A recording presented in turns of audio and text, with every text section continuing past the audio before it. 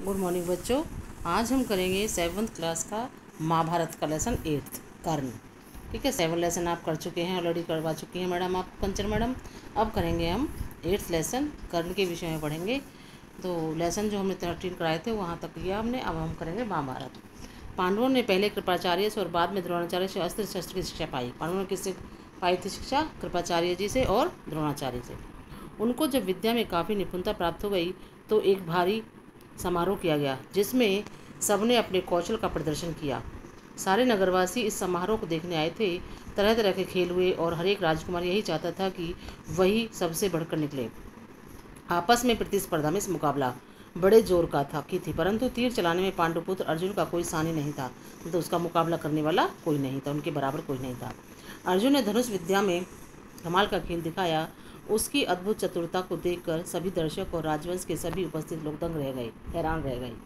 यह देखकर दुर्योधन का मन ईर्ष्या से जलने लगा। अभी खेल हो ही रहा था, इतने में रंगभूमि के द्वार पर खम ठोकते हुए एक रोबीला और तेजस्वी युवक मस्तानी चाल से आकर अर्जुन के सामने खड़ा हो गया। यह युवक और कोई नहीं, अधिरथ द्वारा पोषित कुंती पुत्र कर्ण ही था। लेकिन उसके कुंती पुत्र होने की बात किसी को मालूम नहीं थी। तो कर्ण किसका पुत्र था? कुंती का। रंगभूमि में आते ही उसने अर्जुन को ललकारा, अर्जुन, जो भी कर्तव्य तुमने यहाँ दिखाए हैं उनसे बढ़कर कौशल में दिखा सकता हूँ। क्या तुम इसके लिए तैयार हो? इस चुनौती को सुनकर दर्शक मंडली में बड़ी खलबली मच गई, पर ईर्ष्या की आग से जलने वाले दुर्योधन को बड़ी राहत मिली। वह बड़ा प्रसन्न हुआ। उसने तपाक से कर्ण का स्वागत किया और उसे छाती से लगाकर बोला, कहो कर्ण, कैसे आए?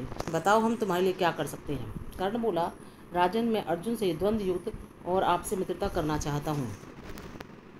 कर्ण की चुनौती को सुनकर अर्जुन को बड़ा तैश आया, मतलब वह गुस्से में आ गया। वह बोला, कर्ण, सभा में जो बिना बुलाए आते हैं और जो बिना किसी के पूछे बोलने लगते हैं वे निंदा के योग्य होते हैं। यह सुनकर कर्ण ने कहा, अर्जुन, यह उत्सव केवल तुम्हारे लिए नहीं मनाया जा रहा है, सभी प्रजाजन इसमें भाग लेने का अधिकार रखते हैं। व्यर्थ डींगे मारने से फ़ायदा क्या? चलो तीरों से बात कर लें। जब कर्ण ने अर्जुन को यह चुनौती दी तो दर्शकों ने तालियां बजाई। उनके दो दल बन गए, एक दल अर्जुन को बढ़ावा देने लगा और दूसरा कर्ण को। इसी प्रकार वहाँ इकट्ठी स्त्रियों के भी दो दल बन गए। कुंती ने कर्ण को देखते ही पहचान लिया और भय तथा लज्जा के मारे मूर्छित सी हो गई। उसकी यह हालत देखकर विदुर ने दासियों को बुलाकर उसे चेत करवाया, उसे होश में लाया गया। इसी बीच कृपाचार्य ने उठकर कर्ण से कहा, अज्ञात वीर, महाराज पांडु का पुत्र और कुरुवंश का वीर अर्जुन तुम्हारे साथ द्वंद्व युद्ध करने के तैयार है, किंतु तुम पहले अपना परिचय दो। तुम कौन हो, किसके पुत्र हो, किस राजकुल को तुम विभूषित करते हो? द्वंद्व युद्ध बराबर वालों में ही होता है। कुल का परिचय पाए और बगैर राजकुमार कभी द्वंद्व करने को तैयार नहीं होते। कृपाचार्य की यह बात सुन कर्ण का सिर झुक गया।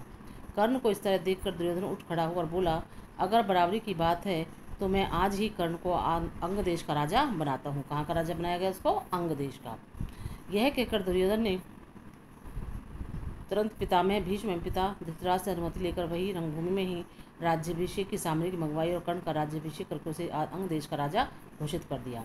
इतने में बूढ़ा सारथी अधिरथ, जिसने कर्ण को पाला था, लाठी टेकता हुआ था और भय के मारे कांपता हुआ सभा में प्रविष्ट हुआ। कर्ण, जो अभी अभी अंग्रेज देश का राजा नरेश बना दिया गया, उसको देखते ही धनुष नीचे रख कर उठ खड़ा हुआ और पिता मानकर बड़े आदर के साथ उसके आगे सिर झुकाया। बूढ़े ने भी बेटा कहकर उसे गले लगा लिया। यह देखकर भीम खूब कहका मारकर हंस पड़ा और बोला, सारथी के बेटे, धनुष छोड़कर हाथ में चाबुक लो, चाबुक, वही तुम्हें शोभा देगा। तुम भला कब से अर्जुन के साथ द्वंद्व युद्ध करने के लिए योग्य हो गए? यह सब देखकर सभा में खलबली मच गई। इस समय सूरज भी डूब रहा था, इस कारण सभा विसर्जित हो गई। मशालों और दीपकों की रोशनी में दर्शक वृंद अपनी अपनी पसंद के अनुसार अर्जुन, कर्ण और दुर्योधन की जय बोलते जाते थे। इस घटना के बहुत समय बाद एक बार इंद्र बूढ़े ब्राह्मण के वेश में अंग नरेश कर्ण के पास आए और उसके जन्मजात कवच और कुंडलों की भिक्षा मांगी। किसने मांगी थी? इंद्र ने। क्या मांगे थे उसे? कवच और कुंडल। इंद्र को डर था कि भावी युद्ध में कर्ण की शक्ति से अर्जुन पर विपत्ति आ सकती है। इस कारण कर्ण की ताकत कम करने की इच्छा से ही उन्होंने उससे यह भिक्षा मांगी थी।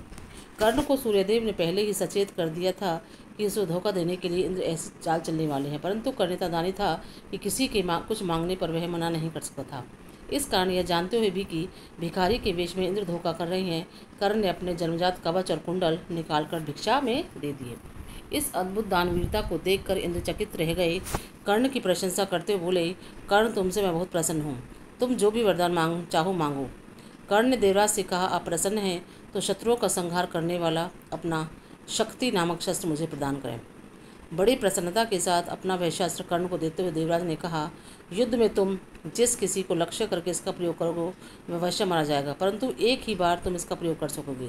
तुम्हारे शत्रु को मारने के बाद यह मेरे पास वापस आ जाएगा। इतना कहकर इंद्र चले गए।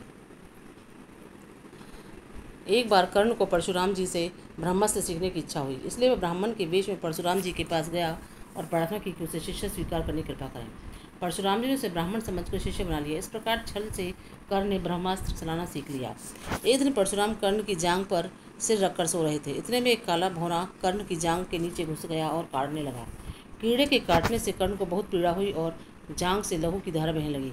पर कर्ण ने इस भय से कि कहीं गुरुदेव की नींद न खुल जाए, जांघ को जरा भी हिलाए डुलाया नहीं। जब खून से परशुराम की देह भीगने लगी तो उसकी नींद खुली। उन्होंने देखा कि कर्ण की जांघ से खून बह रहा है। यह देखकर परशुराम बोला, बेटा सच बताओ तुम कौन हो। तब कर्ण असली बात न छिपा सका। उसने स्वीकार कर लिया कि वे ब्राह्मण नहीं है बल्कि सूतपुत्र है। यह जानकर परशुराम को बड़ा क्रोध आया। अतः उन्होंने उसी घड़ी कर्ण को शाप देते हुए कहा, क्योंकि तुमने अपने गुरु को ही धोखा दिया है, इसलिए जो विद्या तुमने मुझसे सीखी है वह अंत समय में तुम्हारे किसी काम न आएगी। ऐन वक्त पर तुम उसे भूल जाओगे और जनक्षेत्र में तुम्हारे रथ का पहिया पृथ्वी में धंस जाएगा। परशुराम जी का यह शाप झूठा न हुआ।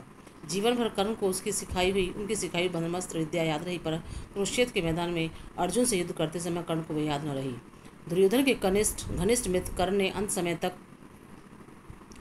कौरवों का साथ न छोड़ा। कुरुक्षेत्र के युद्ध में भीष्म तथा आचार्य द्रोण के आहत हो जाने के बाद घायल हो जाने के बाद दुर्योधन ने कर्ण को ही कौरव सेना का सेनापति बनाया था। कर्ण ने 2 दिन तक अद्भुत कुशलता के साथ युद्ध का संचालन किया।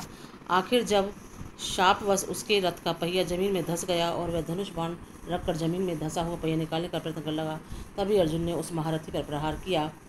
माता कुंती ने जब यह सुना तो उसके दुख का पार न था। ठीक है, ये हो गया लेसन 8।